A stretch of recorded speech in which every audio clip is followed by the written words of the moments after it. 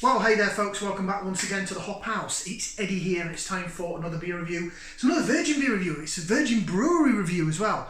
Should have said that on the last one. Well, half a Virgin Brewery review as it was a collab. If you just found us here on YouTube, welcome along to the Hop House. We're called that because we like hoppy beer, we like good house music, we're on the beer side. But if you like either of those or both, then give us one of those. Give us a like, share, subscribe to this channel if it's your cup of tea. Okay, this is going to be the last one out of this little section I'm going to do from Leftfield Beer. Leftfieldbeer.co.uk, go check out their website. They're an online craft beer retailer, online bottle shop, online off-license, whatever you want to call them. And they do have some cracking big name breweries that they sell on there. I've had stuff from Daya, I've had stuff from Polly's, quite a lot from Polly's actually. Some Cloudwater on there, they do Verdant. They've got quite a few breweries on there, but they're decent price. The Polly's especially is really, really well priced. They also have a sale section at the minute where I think it's up to 15% off full price in there, and that's beers that are coming up to the best before, a few months to go maybe. And then they've got a reduced to clear, which is, it's like the bargain bin, if you like. I shouldn't say bin, should I? But it's the bit where it's either just coming up to or it's gone past the best before. Now, if you shit hot on your best before dates and you don't want stuff that's classed as old, then fair enough. Go have a look at their normal website. If you subscribe to their email newsletter, every couple of months or so, they do send you a code that you can get 20% off. You can get 20% off everything, including the sale and the reduced to clear sections. But I'm not fussy about the old best befores. I just tend to find I keep my beer in a dark, kind of coolish place all the time outside in my beer box that's forever in the shade and in the plastic coating. It doesn't get too hot, and then I whack it in the freezer to cool it down. So I've never had any problems with any so-called past its best before beer. Right, should we show you what I'm going to review, because I'm waffling. Okay, so this is I'm quite excited for this because I've heard a lot of good things about this brewery. And this was the only one I could find in the reduced to clear section. I think they've only just started stocking this brewery beer on Leftfield Beer, but I think they've got some more now. I know that other online bottle shops do it as well, and you can probably get it direct from their website. I'll have a look on the can in a minute. It's from Beak Brewery, and it's a can of their Popple. Look how sort of minimal, the artwork is. Beak, Popple, Pale Ale, 5.5%. It's in a 440ml can, the rest of it's all white and very simple. They are sort of white background and quite basic, sort of scribbly, one or two colour tone artwork. That's what Beak go by. But I'm not really bothered about what that's like. I'm bothered about what's inside, because that's what counts. Should we get out into the glass? Use my shipyard glass for this because I thought, why not, I'm going to whack it in a pint glass. Last one was really lively. This one doesn't seem so bad. Little bit of CO2 release on the opening, so the beer then in the glass. I thought I'd use a good old pint glass, why not? You only live once, right? Look at that. Now that is, oh, that's cracking. That reminds me, hold it up to the camera between the logos and that so you can see.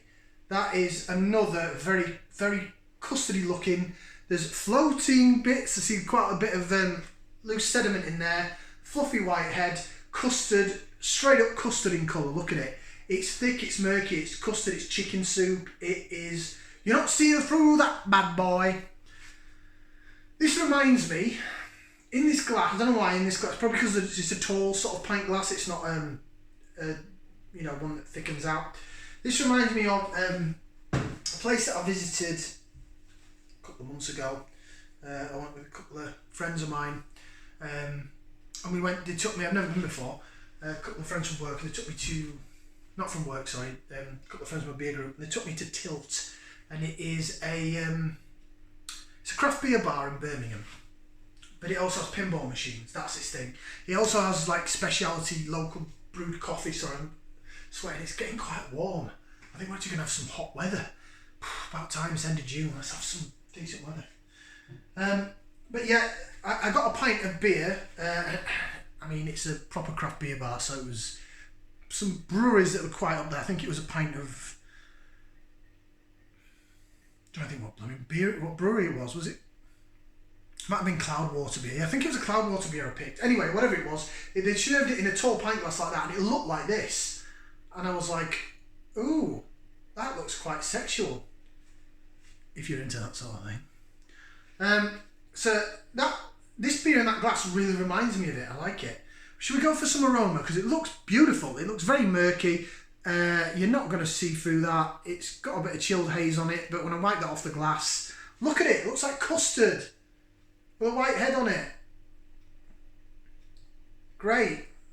It's going to do some good lacy vision, I think, in a bit, this is. Let's go for some aroma. Let's put that into there. We're going to give it a whiff. See what we can sniff. Ooh.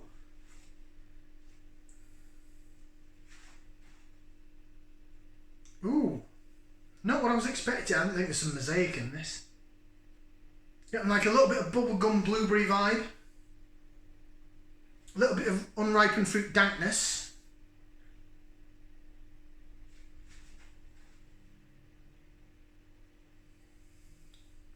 And then some tutti fruity stuff. Pineapple-y, mango-y. It's not really passion fruity. I was getting that sort of bubblegum and blueberry sort of vibe. A little bit of earthiness as well.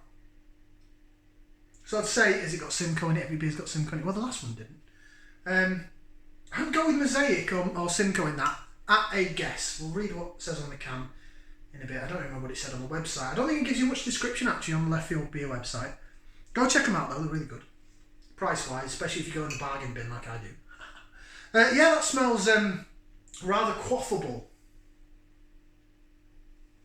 It's not punching straight out the glass though. I've had to jig it around a bit. Whether that's because has it passed its best before? Yes, March. So yeah, this is a bit older. Definitely that bubblegummy, is it Sabro? Definitely some sweet vibe going on there. It's either bubblegummy or coconutty. I'm going to go with bubblegum and blueberry because that's what I first got. Right, it's bottoms up, down the hatch.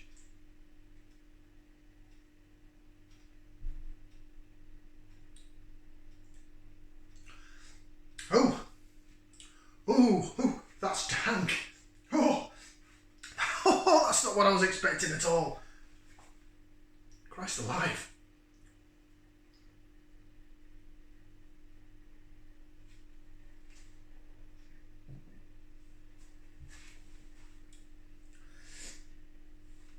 Ooh. That's different. That is different. Unripened fruit, it's like I've got the pith of some sort of tropical fruit and I'm just chewing on it. But it's not ripened yet, it's like unripened fruit taste. The bubblegum and blueberry vibe has disappeared.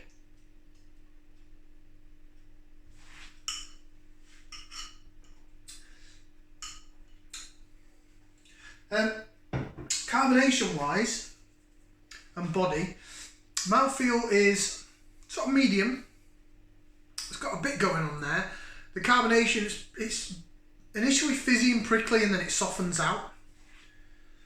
And then when you swallow it, you get that dankness that runs down the side of your tongue and then it's sort of at the back of my mouth here. It's not quite on my throat, but it's at the back of my mouth. It feels like I've got some mango peel or passion fruit or grapefruit peel, the rind, and it's like it's stuck at the back of my mouth. That's the aftertaste I'm getting. It's rather dank. What I consider dank. All beer reviews are different. I've seen other beer reviews say that they call dankness like weedy smell, like I don't know, cannabis or something. Never really get that, but we all pick up different things, don't we? I suppose. Right, bit of lacy vision. Let me just clear off the chilled haze because this beer has been in the freezer. I'll have to do it like this actually. So we'll jig it around. Just going to haze up again into this glass. Jig, jig, jig, jig, jig, and then we'll go like that. And hopefully you can see, yeah, behaving nicely in the glass, and it's all right. It's sort of following and jigging about and.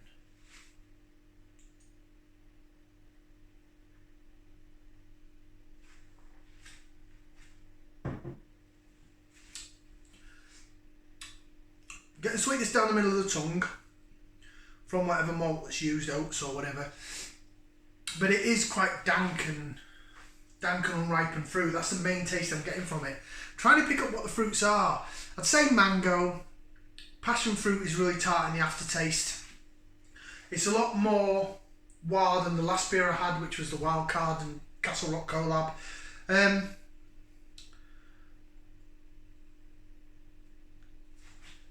don't know whether it's my cup of tea or not though. This is what I'm saying, like the really dank tasting beers like this, I do struggle with them because it's quite a new taste profile to me. Who knows, maybe your £3 supermarket beers are at the height of what I can take on my palate. I don't know. But I mean, this Beak Brewery, everyone's raving about them. Everyone sort of raved about years ago. A few years ago, Magic Rock, and when I tried my first Magic Rock beers, the sorcery was nice, but some of them I've really been disappointed with, but then they were taken over and the recipes were dumbed down and things. So I'm led to believe, I mean, I'm not a brewer, I don't work in the industry, this is just what I've seen and read from other bloggers and reviewers and stuff like that. But they had a hype about them. Cloudwater had a hype, they went into Tesco. A couple of the Cloudwater beers in Tesco I thought was okay, it was decent, but they were Brewdog. Brewdog is massive company now, and their beers are very hit or miss, very down the line and inoffensive these days compared to what they were.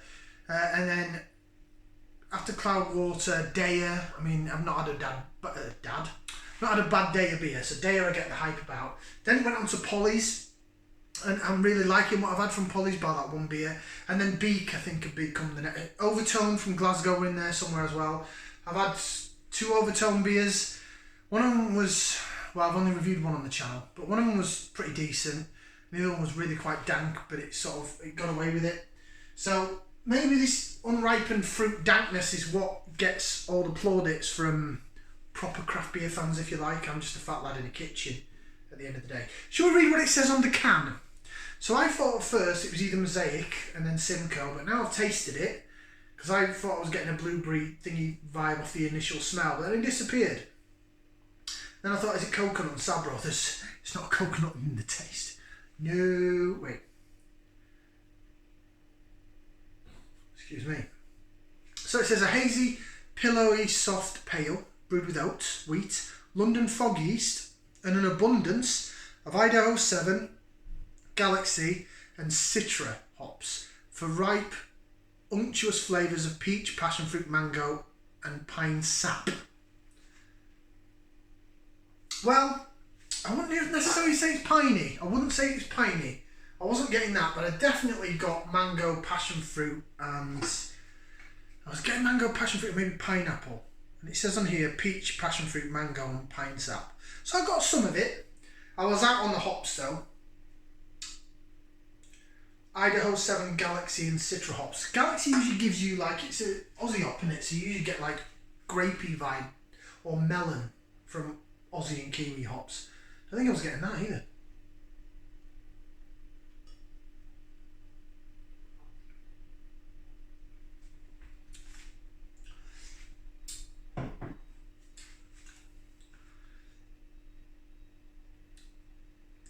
Yeah, maybe that pine sap is right at the back end. Maybe that's the tartness I was talking about. I'm just trying to now think about it. Is it pine sap? It is like eating the rind off of fruit. Definitely passion fruit, mango. I still think pineapple's in there as well. I'm not getting peach. It's not sweet enough for peach. So brewed and packaged at the Beak Brewery, Unit 14, Cliff Industrial Estate, Lewes. Bravo November 8 postcode. So they're probably down Brighton way. BN Brighton. Down south, mate. Down south. Life Affirming Ales, beakbrewery.com. And they're also imported into Denmark. So there you go. So that's Beak, my first Beak beer. Popple. I'll give Beak the benefit of the doubt and I'll try more of their beers.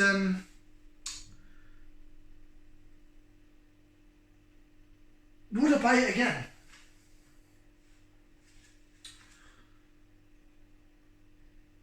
It's a taste profile that I'm still not used to. This dankness, the real dankness in there. I'm getting that pine sap now. It's just unusual because you don't hear the word sap.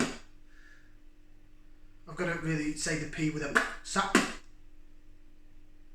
One more time? No.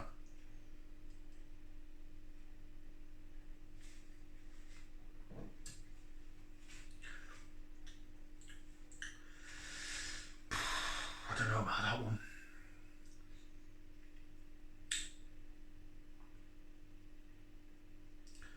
Do you know what? I will buy it again. Just. So I'll give it just a sole thumbs up. I think it's a well-made beer. I think they put some time and effort into it. I believe that all the ingredients in there are what they say they are. Says me judging bloody jury. I don't know, sod all. But it's a bit overpowering. That dankness is quite wah, and it is like I've got sap at the back of my mouth. It is sap and unripened sort of fruit rind, the rind of a passion fruit or a mango or something. It's a strange one, but I appreciate it and I actually quite like it. Yeah, it's a thumbs up from me. I wouldn't give it any more than that. It's not going to get 2 thumbs up or feet in the air. It could be a grower. This unripened fruit, what I consider dankness, could be a grower. We'll see what comes of it. Thank you very much for watching. Like, share, subscribe. We'll see you again for some more beer reviews right here on the Hop House. Ciao for now, people.